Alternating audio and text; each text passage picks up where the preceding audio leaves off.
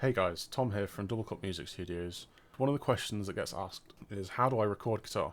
And it's asked by people who've never plugged a guitar into a computer, never mic'd up a guitar cab. And a lot of the answers are helpful, but they give a lot of advice that's kind of a bit more advanced than the user wants. When someone's literally just, they've got a guitar, they have a Windows computer, and they want to know how to record it. Going into whether people should be using dynamics or condensers, or the best way to position a ribbon mic, etc., etc. It's not necessarily that helpful to them. I have looked and I can't see many tutorials on like the very basics of what's the cheapest, fastest, easiest way to do it. I thought I'd put out something myself just to try it out. So I want to list some stuff. There is other alternatives. You don't need to use the exact stuff that I'm showing you, but here's a way that costs, probably less than $50 and whatever currency you're using, that will get you your guitar onto your computer and sounding like a guitar plugged into an amp. So the first thing I'm going to look at is your interface. Interface is very important because it's literally how you plug your guitar into your computer. So this is an example of just a cheap one. This is a Behringer Euphoria UM2. This is a 2-input interface. It lets you plug a guitar in directly into the instrument one.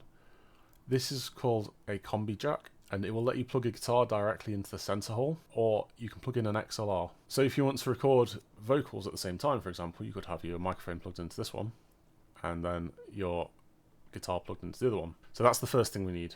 The second thing we need is called a digital audio workstation, or a DAW. There's a load available. I tend to use Logic on Mac, but for the purpose of this, I'm going to be trying to stick to free stuff, or nearly free. Reaper technically isn't free. If you can support them, definitely do. You can use it though on a trial basis for basically as long as you want.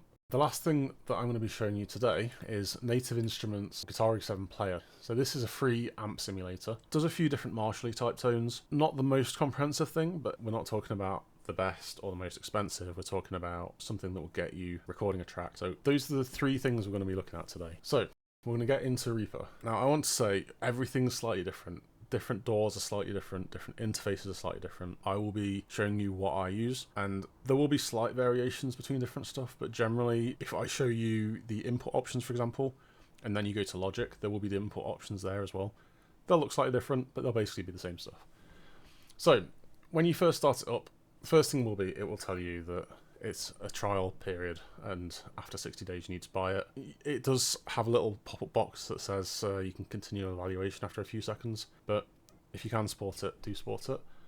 Anyway, options and then preferences. The first thing that you'll see is it will pop up saying, after the please buy it, it will pop up saying you haven't selected an audio interface. You click to select an audio interface, it will bring up this window here. The number one complaint, latency. So when you strum your guitar, the computer doesn't play it back to you for like half a second or something.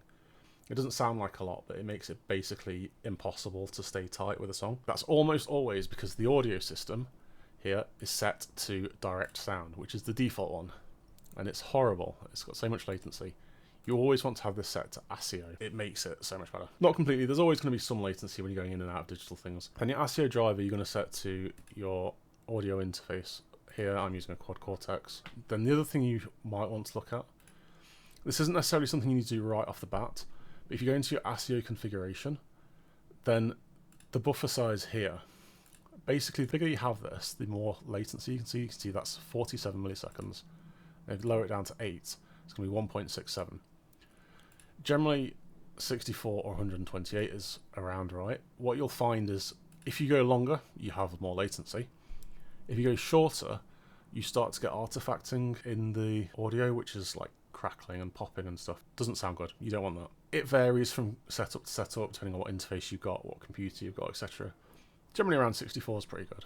64 to 128. And then the next thing we're going to check is Reaper. It's down here. I should add as well, one thing to keep in mind about interface, about DAWs generally, is that they do like to use one interface for everything. So if you're thinking about getting the Behringer Euphoria and your headphones are currently plugged into the back of your computer, just be aware you might need to figure out a way to plug your headphones in differently. The Behringer does actually have a headphone socket, so it's pretty easily taken care of. So next is the routing. Right click on this, you can see to output 1 and 2.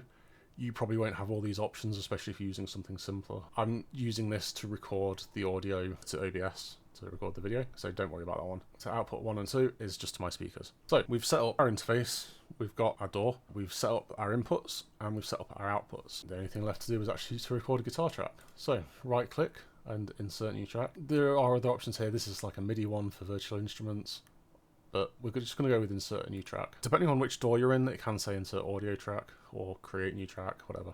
This is our audio track. You can name it here. I'm just going to call it 1 just to show you. And then we record on it.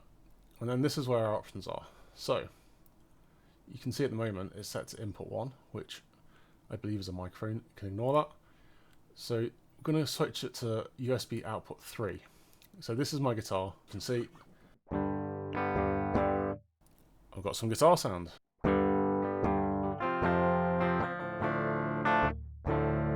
So that's our basic guitar. And now from this point, as soon as we get a signal coming through and we can see the signal there, that means that we can hit record. So there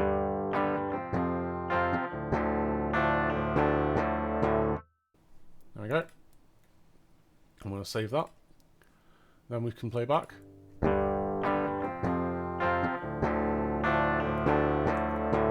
So that is a completely clean guitar that has just been recorded directly from the guitar, plugged into the interface, plugged into the computer.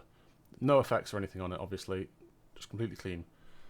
So from here, what we want to do, we can turn off the record arm, because now this is recorded in, we can just keep playing it.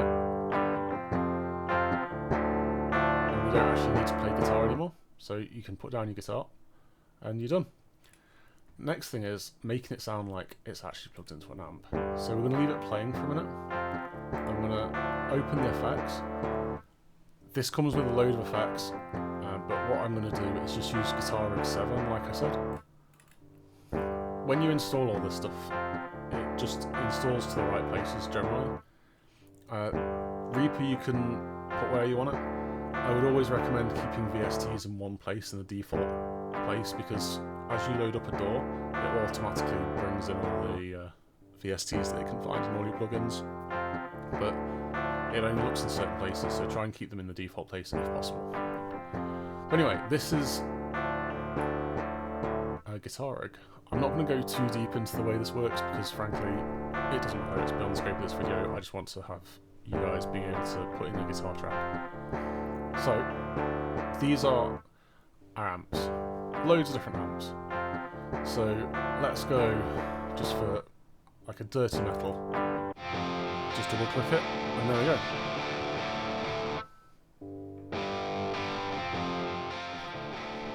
So this is obviously a Marshall type amp. I think all of the ones that come with this are in Marshall. But you can just change the way it sounds. A bit more gain, maybe a little bit less gain. Maybe you want to go something more clean.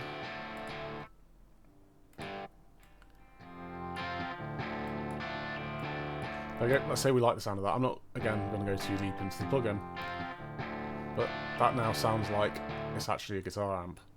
So it also gives it a lot more volume. So this is without, and that's with. It's clipping a little bit, so we're just going to turn down the master a little bit. Once you've done all that, you can just go to File and then Consolidate and Export Tracks. This is a bit confusing, I know, but generally you can just click Process there and it will export this in one go. If you have a lot of different tracks, then you just need to kind of go through and mute the ones you don't want or solo them, and then it should just take the ones that you want. The beauty of doing things like this is if you are working with someone who's got a nice studio, you can actually just send them this raw audio and then they can use their own plugins, so you don't even need to worry about that. So that is how you go from owning a guitar and a PC, a Windows computer, to being able to record just basic guitar tracks. If you enjoy it, hopefully you get down some cool ideas, and if you have any questions, please feel free to leave them below. I'll leave links to everything that I've talked about below, and yeah, enjoy, good luck.